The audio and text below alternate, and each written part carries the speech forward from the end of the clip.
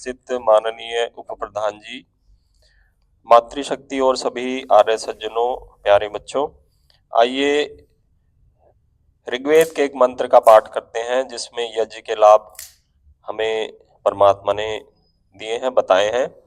तो सर्वप्रथम इस मंत्र का पाठ है।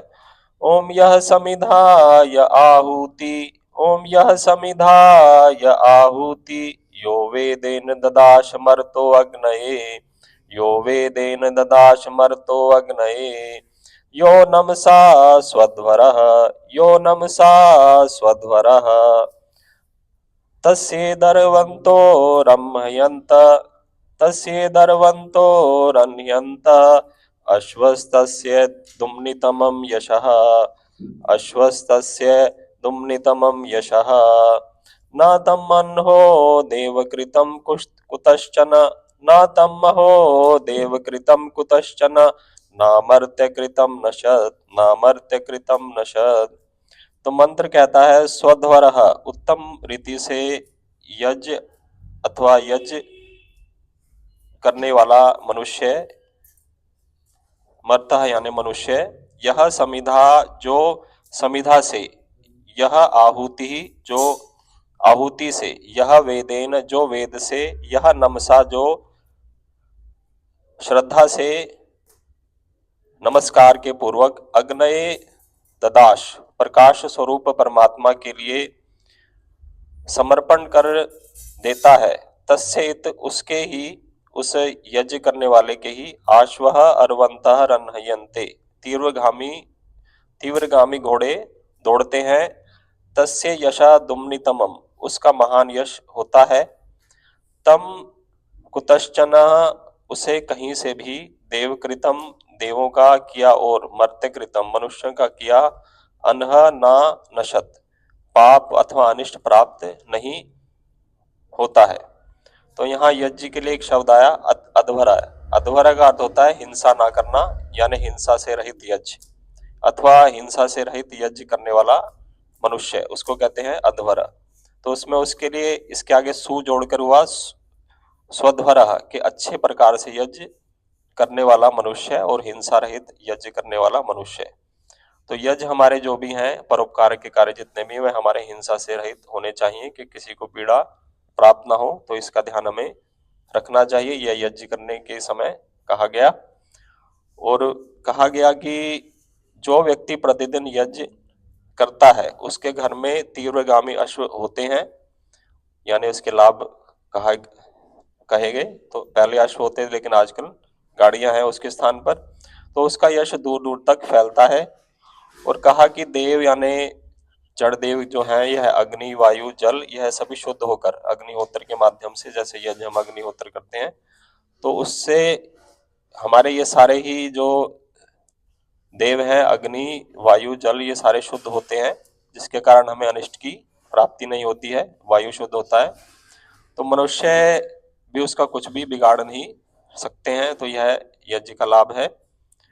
तो इसके साथ ही ये जो भी हम परोपकार के कार्य हम करते हैं, अगर यदि हम इनमें मन लगाएं तो हमारा पाप की ओर भी हमारी प्रवृत्ति होती नहीं है। क्योंकि यदि हम पाप से हटना चाहते हैं तो मन को खाली छोड़ना नहीं चाहिए, हमें सत्कर्म करते ही रहना चाहिए, जिससे हमारा मन दूसरी ओर ना जाए। क्योंकि जो व्यक्ति व्यस्त होता है, परोपकार के कार्य में लगा रहता है, तो उसके अंदर दूसरी भावना आती नहीं है कि मैं कहीं और जाऊं, बुराई की तरह जाऊं, की ओर जाऊं, दोषों की तरफ जाऊं। तो उसमें गुण आते हैं। इससे अच्छे परोपकार की भावना से जो भी यज्ञ आदि कार्य हैं या परोपकार के कार्य, तो यज्ञ का अर्थ जो किया गया, यह कौन सी धातु से बना है? यह यज्ञ धातु से बना है, जिसके तीन अर्थ होते हैं, देव पूजा, संगतिकरण, दानेशु। तो तीन अर्थ में आया है कि देव की पूजा। तो देव होते हैं, दो प्रकार के देव होते हैं, एक होता है चेतन देव और एक होते हैं जड़ देव। तो चेतन देव में आते हैं दो देव, परमात्मा और आत्मा। परमात्मा यानी परमेश्वर और आत्मा यानी हम सब लोग। तो देव यज्ञ इसके लिए जो पूजा बताई गई, यानी चेतन देव के लिए, परमात्मा की पूजा के लिए उपासना करनी चाहिए। नित्य प्रति थोड़ी देर ध्यान के लिए बैठना चाहिए हमें, ईश्वर की आराधना के लिए, गायत्री मंत्र आदि का अनुष्ठान करते हुए हमें ईश्वर की प्रार्थना करनी चाहिए और उसकी स्तुति और उपासना करनी चाहिए।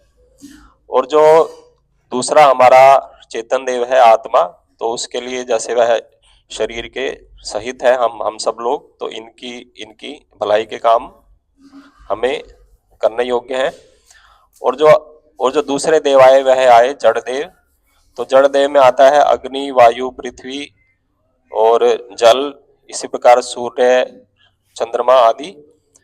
तो इनकी पूजा से हमारा तात्पर्य है इनका यथा योग्य उपयोग करना। इनको चेतन मान के इनकी उपासना करनी योग्य नहीं है, नहीं तो वह फिर दूसरी पूजा हो जाएगी कि हम ईश्वर जो कि हमारा चेतन देव है उसको छोड़ के हम किसी और जो कि चेतन नहीं है उसकी उपासना करने लग गए हैं, तो वह हमें योग्य नहीं है। तो चेतन देव की पूजा से तात्पर्य है कि हम उनका यथा योग्य उपयोग करें।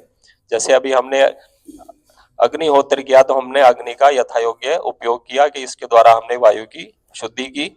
और अग्नि का एक और उपयोग भी होता है, हमारा घर का खाना भी उसी से ही बनता है, पकाकर जो हम खाना बनाते हैं।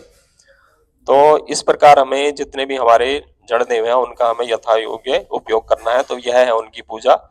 इसके अलावा दूसरा अर्थ आया संगतिकरण के देवों की संगति, जैसे उत्तम देव कहते हैं विद्वानों को भी। तो जब हम यज्ञ करते हैं तो हमारा विद्वानों से भी संग होता है, परमात्मा से भी संग होता है। और तीसरा अर्थ आया यज्ञ का दान, कि हमें यथा योग्य दान करना चाहिए, लेकिन दान करना चाहिए सुपात्रों को, कि जो योग्य हो। पापी को दान करना नहीं चाहिए कि जो उसका गलत प्रयोग करे, कि जो उसका पुण्य के कार्य के लिए उपयोग करे, अपने के लिए हित के लिए और दूसरों के लिए हित के लिए उपयोग करे, तो ऐसे लोगों को दान करना हमें योग्य है। तो जैसे अग्निहोत्र के बारे में भी बड़ी प्रशंसा की गई कि अग्नि को यदि हम कोई आहुति देते हैं तो बाकी देवों को भी यह पहुंचती है, वायु को पहुंचती है। इसलिए कहा गया अग्निर्वयी देवानाम मुखम, कि अग्नि जो है देवों का मुख है, कि इसके माध्यम से हमारी वायु शुद्धि होती है और जितने देव जो विद्वान है, अच्छे लोग हैं, उनके पास भी शुद्ध वायु पहुंचती है। और इसके अलावा जल की भी शुद्धि होती है। जब यह वायु ऊपर पहुंचता है तो बादल में भी जाता है, तो बादलों में जो जल होता है उसकी शुद्धि होती है। और जब वह बादल नीचे आता है वर्षा के रूप में और हमारे खेतों पर भी पड़ता है, तो उनकी भी फिर उससे क्या होता है, पृथ्वी की भी शुद्धि होती है। तो सारे जितने देव होते हैं उसके इस अग्निहोत्र के माध्यम से हमारे सारे देवों की शुद्धि होती है।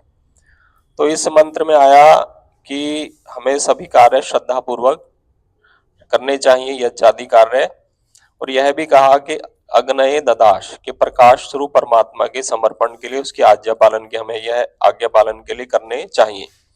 तो पाठक कुछ कहेंगे कि हम यज्ञ करते हैं लेकिन यज्ञ से लाभ हमें दिखाई नहीं दे रहा है। तो इसका कारण है कि हम विधिहीन यज्ञ करते हैं।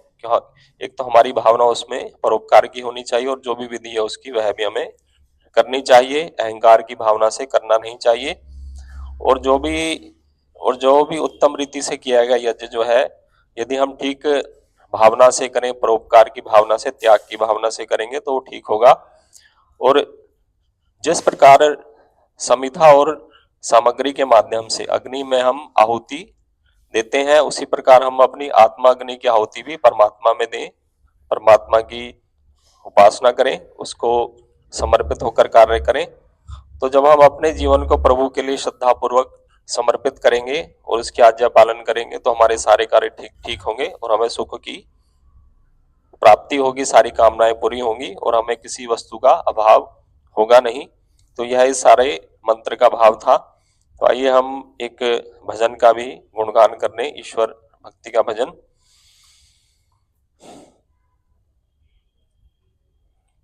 ओ प्रिय सज्जन सब मिल आओ, प्रभु गुण गाओ रे। प्रिय सज्जन सब मिल आओ, प्रभु गुण गाओ रे। प्रभु अजर अमर अविनाशी, सच्चिदानंद सुख राशि। प्रभु अजर अमर अविनाशी, सच्चिदानंद सुख राशि। सर्वज्ञ सदा स्वप्रकाशी, निर्विकार घट घट वासी। सर्वज्ञ सदा स्वप्रकाशी, निर्विकार घट घट वासी। जो है महान सब शक्तिमान, उसके ही भक्त कहाओ रे। जो है महान सब शक्तिमान, उसके ही भक्त कहाओ रे। प्रिय सज्जन सब मिल आओ, प्रभु गुण गाओ रे। प्रिय सज्जन सब मिल आओ, प्रभु गुण गाओ रे। वन उपवन गिरि गह्वर में, घर आंगन नगर नगर में। वन उपवन गिरि गह्वर में, घर आंगन नगर नगर में। सरिता सरोवर सागर में, वीरों के विकट समर में। सरिता सरोवर सागर में, वीरों के विकट समर में। है विश्वनाथ वह सदा साथ, तुम जहाँ कहीं भी जाओ रे। है विश्वनाथ वह सदा साथ, तुम जहाँ कहीं भी जाओ रे। प्रिय सज्जन सब मिल आओ, प्रभु गुण गाओ रे। प्रिय सज्जन सब मिल आओ, प्रभु गुण गाओ रे। यदि वश में नटखट मन हो, तो चटपट प्रभु दर्शन हो। यदि वश में नटखट मन हो, तो चटपट प्रभु दर्शन हो। वह परमानंद मगन हो, नहीं जिसका कुछ वर्णन हो। वह परमानंद मगन हो, नहीं जिसका कुछ वर्णन हो। दुख का विनाश होवे प्रकाश, यह दृढ़ विश्वास जमाओ रे। दुख का विनाश होवे प्रकाश, यह दृढ़ विश्वास जमाओ रे। प्रिय सज्जन सब मिल आओ, प्रभु गुण गाओ रे। प्रिय सज्जन सब मिल आओ, प्रभु गुण गाओ रे।